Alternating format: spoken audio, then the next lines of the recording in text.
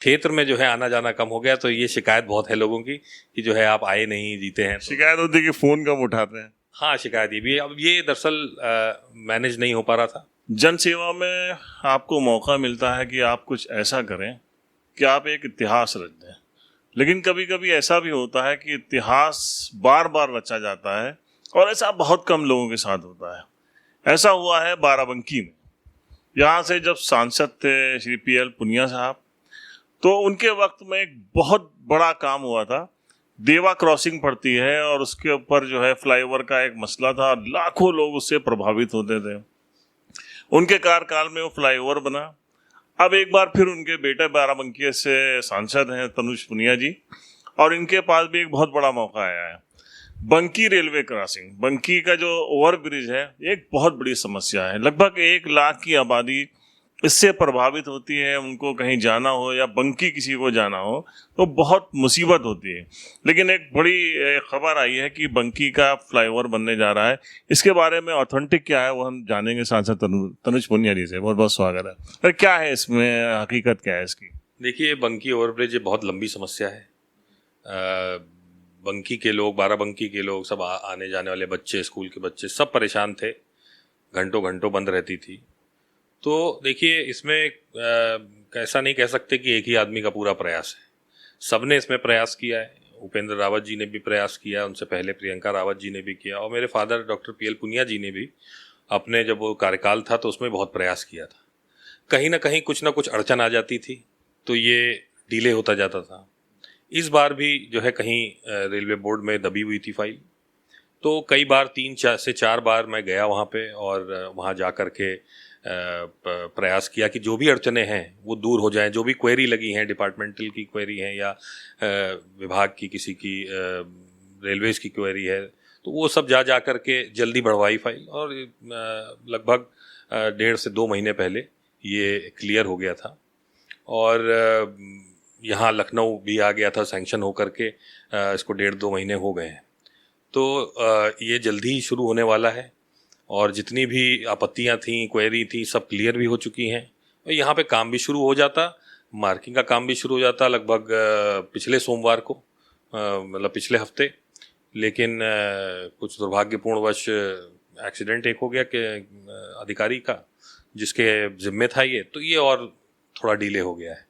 लेकिन जल्द ही आश्वासन मिला है जिस तरह से, तो जल्द ही ये कार्रवाई होगी और मार्किंग हो करके, और तो ये इस साल शुरू हो जाएगा।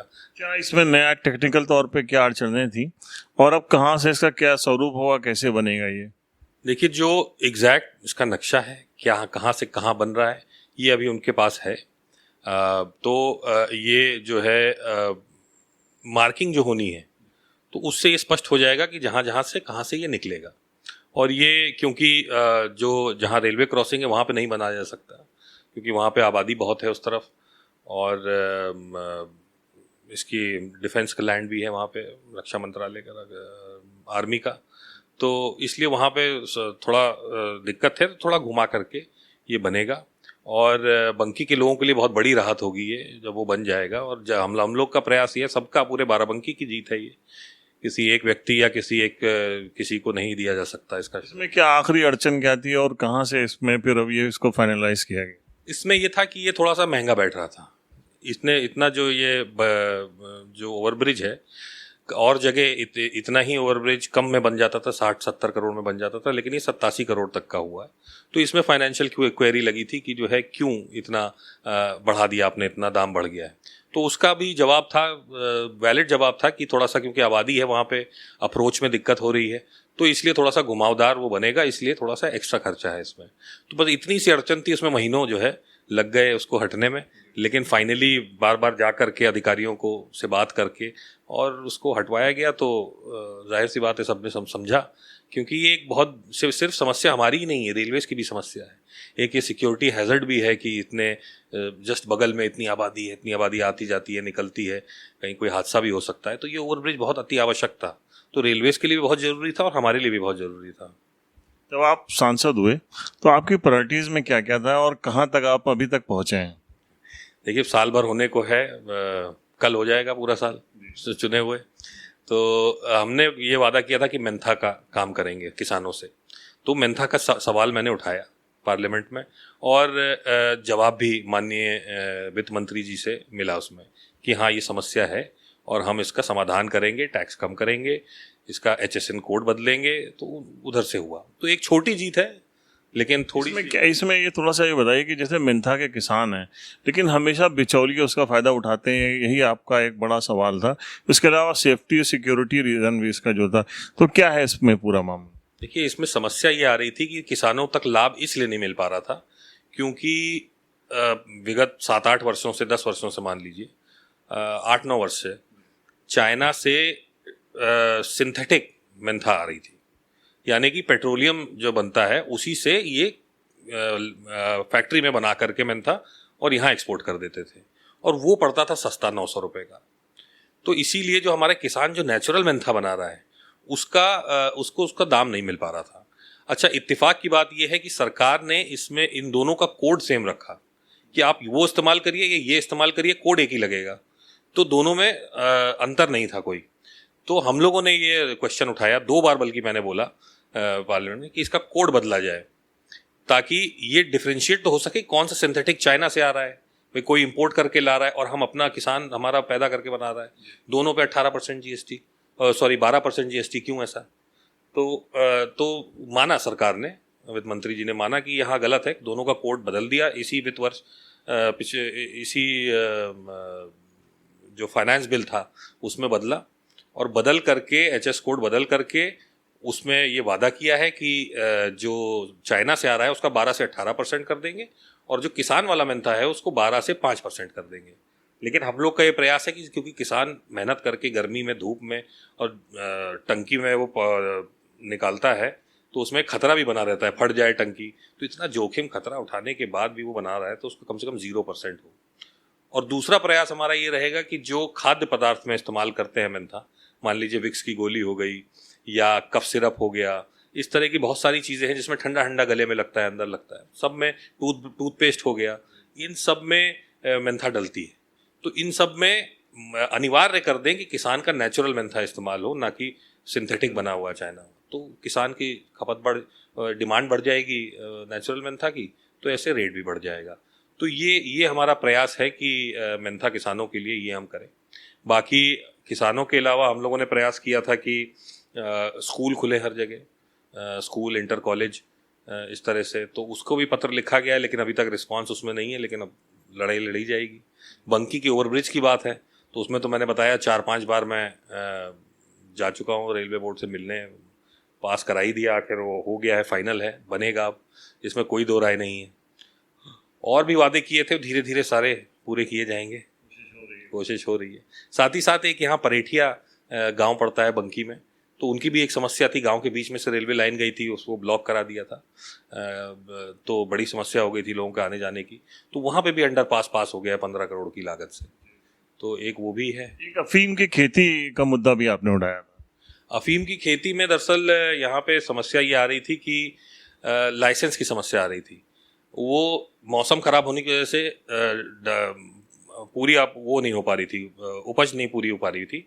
जो इनका फिक्स होता है कि इतने आपको लैंड आपको कल्टीवेशन के लिए दिया है अफीम के लिए, तो इतना पैदा होना चाहिए, इतना आपका अफीम होना चाहिए उसमें प्रोडक्ट जो है। तो लेकिन वो पूरा ना होने के कारण मौसम की वजह से तो कई सारे किसानों का लाइसेंस कैंसिल हो गया। तो इसमें एक ये बहुत बड़ी समस्या थी, क्योंकि हमारे यहाँ अधिकारियों ने ये नहीं दिखाया कि मौसम खराब की वजह से कम पैदावार हुई है।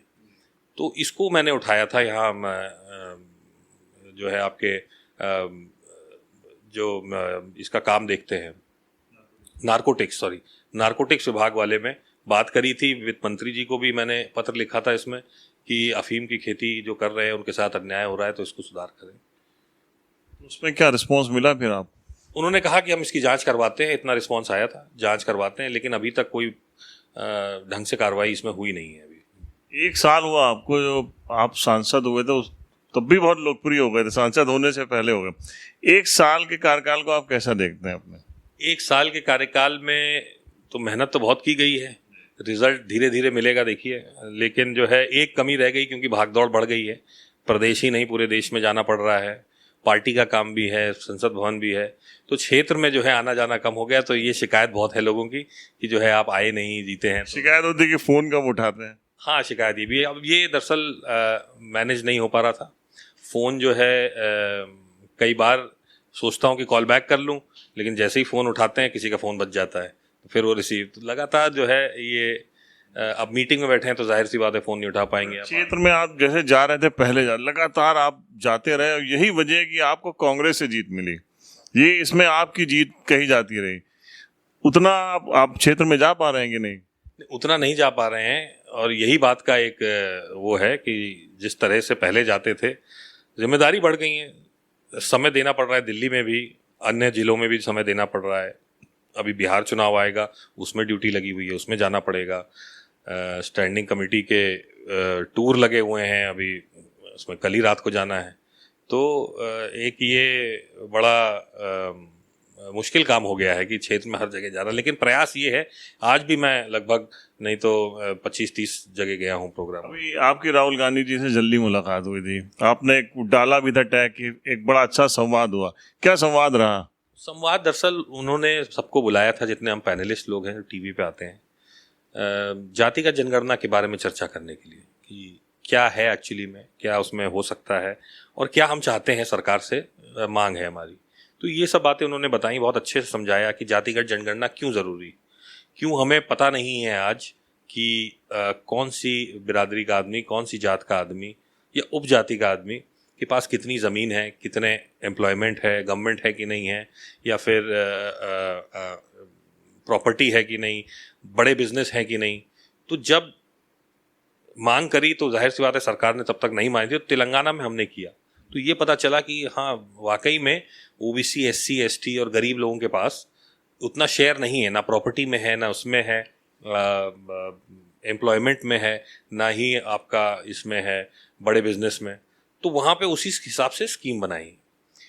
उसमें जो है जितने आप ओबीसी का जैसे 42% आया तेलंगाना में, तो उसके हिसाब से वो आरक्षण देंगे। उसमें प्राइवेट में भी जो ज़मीन मिलेंगी सरकार जो देती है इंडस्ट्रियल एरिया में, वो भी 20 से 30% आरक्षित कर करके और दिया है, ताकि बिजनेस में भी लोग, अपना कौशल तो है ही है समाज के लोगों में, लेकिन मौका नहीं है, तो वो मौका प्रदान करने के लिए ये जातिगत जनगणना बहुत आवश्यक।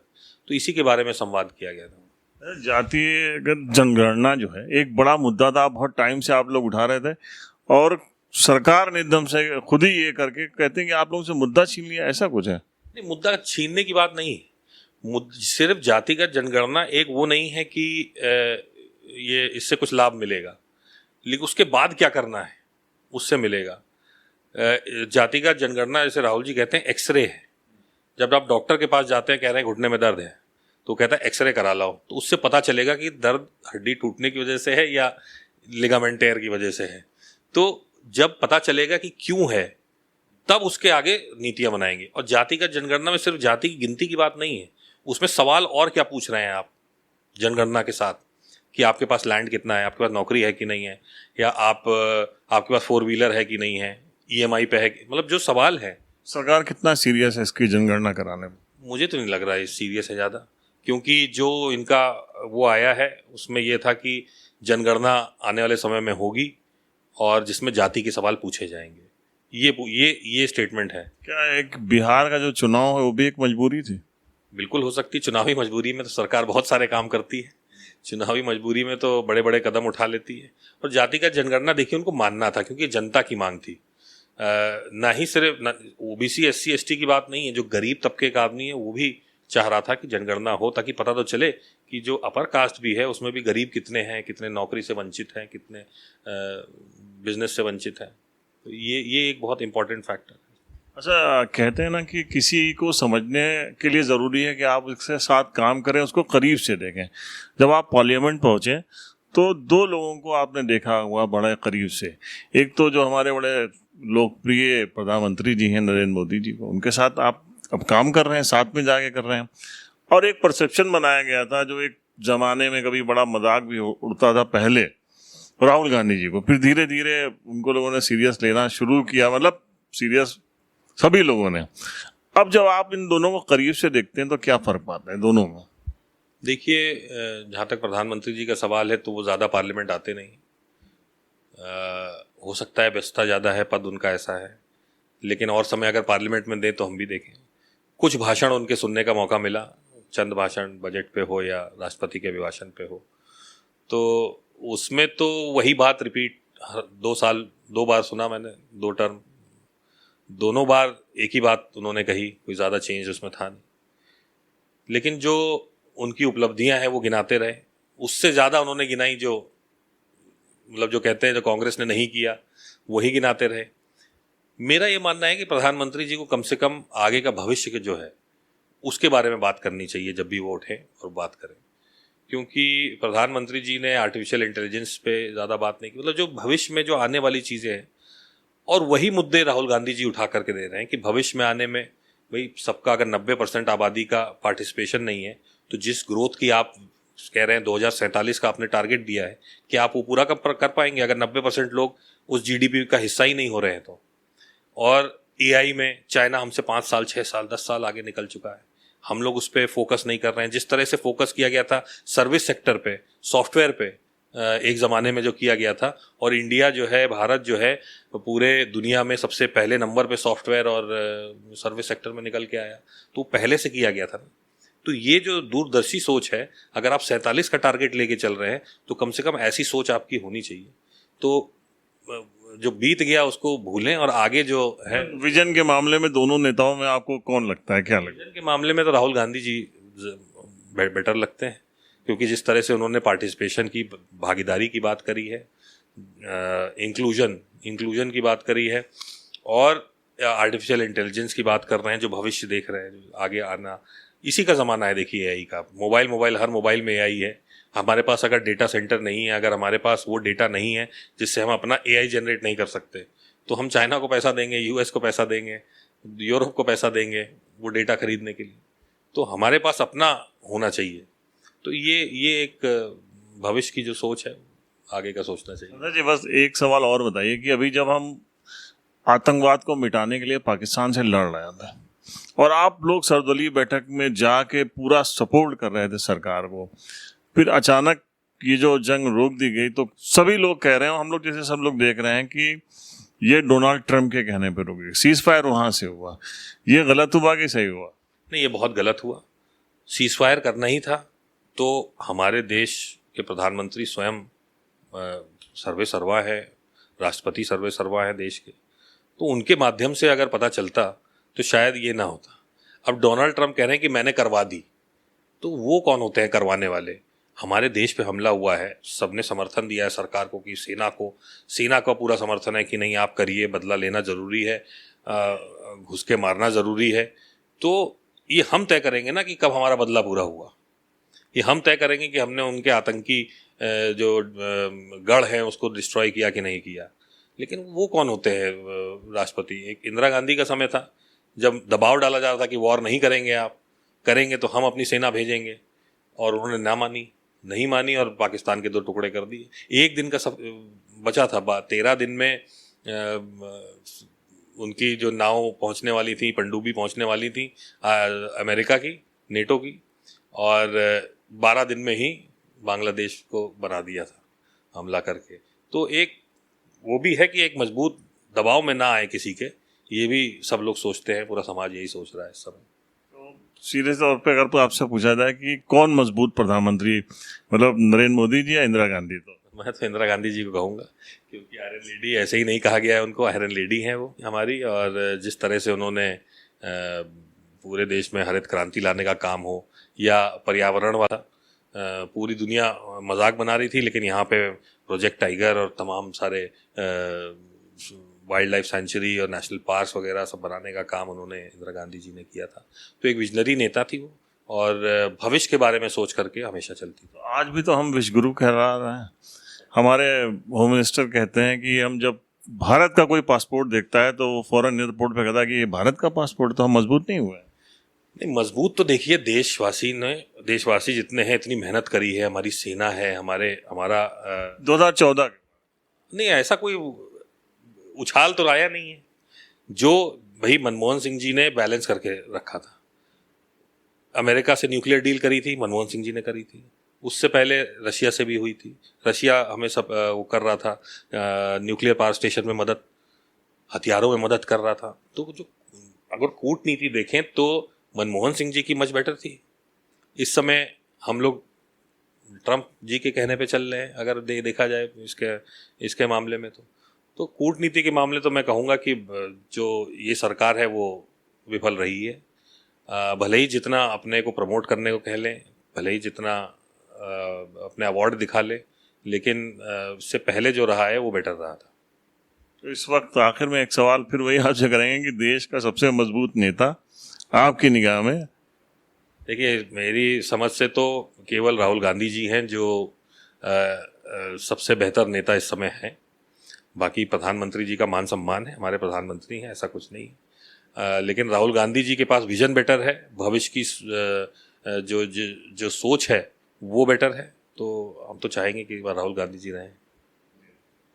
चलिए, एक साल आपका शानदार रहा, बहुत सी अभी कमियां हैं जिनको आप पूरा करना चाहते हैं, और आखिर में क्या संदेश देना चाहेंगे? संदेश ये है कि धीरे धीरे प्रयास हो रहा है कि हर जगह जाया जाए, हर किसी की समस्या को केंद्र तक पहुंचाया जाए, प्रदेश तक पहुंचाया जाए, और सबका जो है किसानों का, युवाओं का और महिलाओं का, वंचित वर्ग का, हमारे दलित हो गए, ओबीसी एससी हो गए, सबकी बात को पहुंचाया जाए, उनके लिए लड़ाई लड़ी जाए, और जो भी कमियां हैं उसको धीरे धीरे पूरा किया जाएगा, उसको ख़त्म किया जाएगा, और आपके बीच में हमेशा बने रहेंगे। सर, एक चीज़ हाँ याद आ गई कि ये पिछला कार्यकाल था मोदी जी का, उसमें भी कहा गया था सेकंड वाले में कि बहुत सारे गांव गोद लिए गए थे, सांसदों ने गोद लिए थे, उनका क्या हाल है? उसमें तो कोई काम हो ही नहीं रहा, जो फैक्ट बात है, क्योंकि अलग से कोई इसमें फंडिंग या अलग से कोई उसमें मिलता नहीं है। जो आपकी निधि है वही आपको उसी में से देना है। अब आप प्रयास करके सरकार जो हमारे प्रशासन है उससे प्रयास करके स्कीमें एक्स्ट्रा अगर वहाँ दिलवा दें, वो कर दें तो बात अलग है, नहीं तो कोई स्पेशल पैकेज अलग से नहीं है, बस वो गोद लेने की बात है। तो मुझे नहीं लग रहा ये स्कीम कोई कारगर है। अगर आप चाहें, अगर अलग से बजट दें कि हाँ इसको हम सुधार के लिए अलग से इतना पैसा दे रहे हैं आपको कराने के लिए, तो ज़्यादा अच्छा रहेगा इस स्कीम में। बहुत हमसे बात करने के लिए आपका बहुत बहुत शुक्रिया। Thank you.